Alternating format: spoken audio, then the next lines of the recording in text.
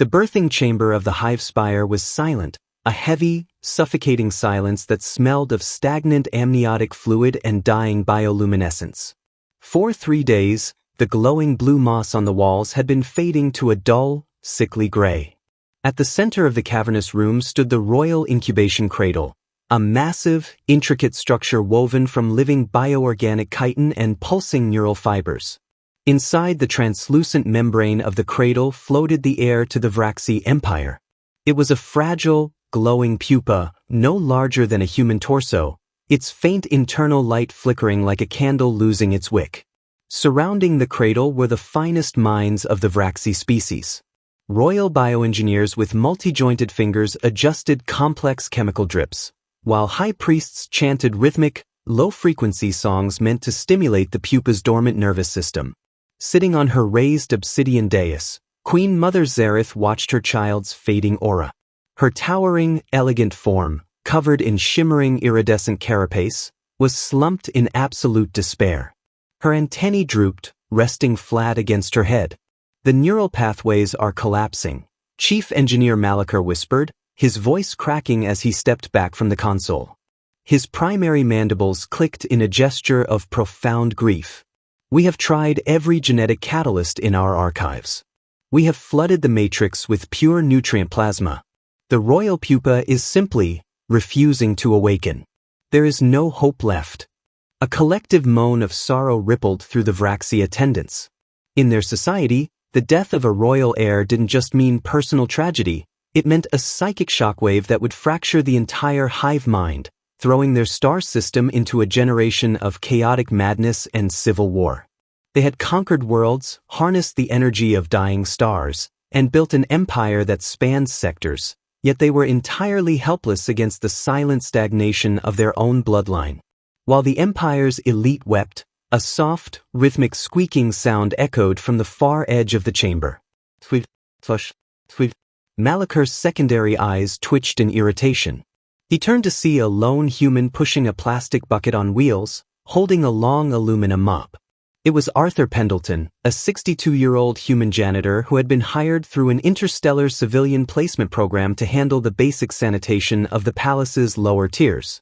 Arthur wore a faded blue denim jumpsuit with "Art" embroidered in red cursive over the pocket.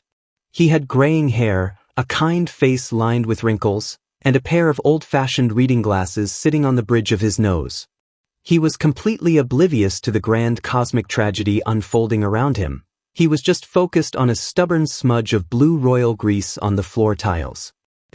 "Primate," Malachar barked, his antennae flaring in fury. "Cease your mindless friction. Do you not possess the sensory capacity to understand that the future of our empire is dying right before us? Leave this sacred chamber at once." Arthur stopped mopping. He blinked through his glasses, looking at the furious alien scientist, then at the weeping queen, and finally at the massive, glowing pod in the center of the room. He let out a soft, sympathetic sigh and rested his hands on top of his mop handle. "I can see the little one struggling, sir," Arthur said, his voice a calm, gentle gravel that stood in stark contrast to the sharp, clicking tones of the Vraxi. "But if you don't mind me saying, you fellas are making an awful lot of noise for a nursery. When my grandbabies were sick, the last thing they wanted was a room full of people shouting and poking them with needles. Your primitive tribal experiences are irrelevant to Vraxi biology, human." Malachar hissed. "This is a highly advanced, psychoreactive incubation matrix. It requires absolute clinical sterility and genetic resonance." Arthur didn't argue. He just nodded politely, set his mop against his bucket, and walked toward the cradle with slow, unhurried steps. The royal guard stepped forward, their chitinous pikes humming with plasma energy, but Queen Zareth raised a heavy, trembling hand, signaling them to hold. She was too exhausted to care, her maternal instincts worn down to a hollow numbness. Arthur stopped just inches away from the translucent biomembrane. He looked inside at the tiny, shivering creature. To anyone else, it was an alien insectoid pupa. To Arthur, it was just a baby that was cold and frightened. "Mind if I take a closer look, Your Majesty?" Arthur asked softly, looking back at the Queen. Zareth didn't speak. She merely closed her upper eyes in a gesture of weary permission. Arthur turned back to the cradle. He took off his thick, heavy rubber work gloves, revealing a pair of rough, calloused hands that had spent decades repairing boilers, lifting heavy crates, and rocking his own children to sleep on a stormy Earth night. Slowly, deliberately, Arthur reached out and placed his bare palm flat against the pulsing, leathery side of the cradle. The moment his skin made contact with the alien biomachinery, the gray moss on the walls flared with a sudden, violent spark of violet light. Chief Engineer Malachar gasped, rushing to his monitors. What is he doing? The chemical balance is shifting. The human is introducing massive thermal anomalies. But it wasn't a chemical anomaly. It was physics. The Vraxi were a cold-blooded species. Their technology, their palaces, and their incubation chambers were kept at a precise, chilly equilibrium to preserve their carapace density. Their bioengines were efficient, but they lacked warmth. Humans, however, were homeothermic. They were walking, breathing furnaces of mammalian heat, fueled by a high-octane metabolic engine that kept their internal temperature at a constant, radiating 98.6 degrees Fahrenheit. To a freezing, stagnant Vraxi embryo, the touch of a human palm was like a localized sun igniting in the middle of a winter storm. Arthur closed his eyes. He didn't know anything about psychic hive minds or neural pathways, but he knew how to soothe a restless soul.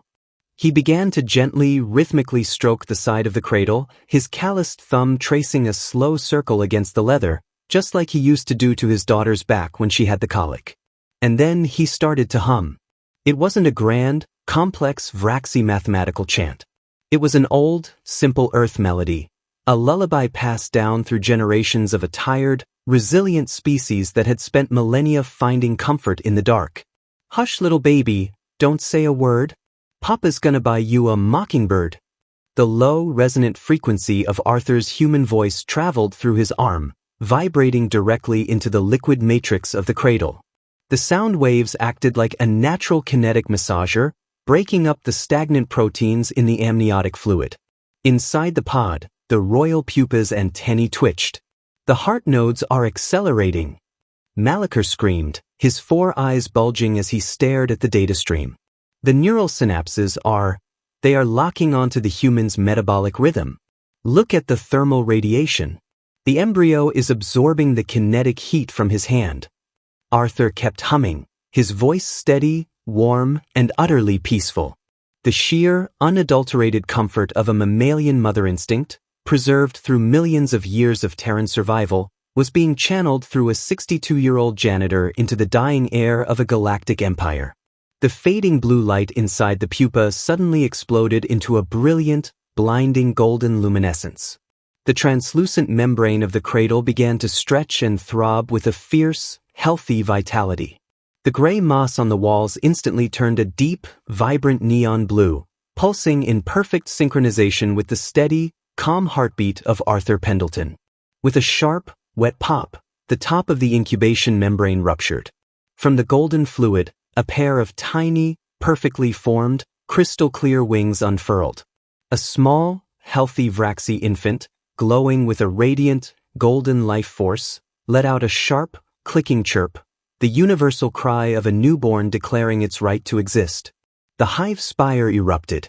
The oppressive psychic weight that had hung over the palace instantly dissolved, replaced by a massive, overwhelming wave of joy and relief that flooded the minds of every Vraxi in the city. The priests fell to their knees, weeping, while the engineers stared at their monitors in absolute, stunned disbelief. Queen Mother Zareth lunged forward from her dais. She didn't look like a distant, majestic monarch anymore. She was a mother. She reached into the ruptured cradle, gently lifting her crying child into her arms, pressing the glowing infant against her chest. Her antennae twitched wildly, stroking the baby's head. She looked up at Arthur, her primary eyes filled with a profound, cosmic reverence that no human had ever received from a Vraxi royal. How did you do this, human? Our greatest sciences failed. Our sacred songs were empty. What magic did you possess in your hands? Arthur casually reached into his pocket, pulled out his rubber gloves, and slipped them back on over his calloused hands. He picked up his mop handle, offering a warm, humble smile to the alien queen. "No magic, Your Majesty," Arthur said gently, adjusting his glasses.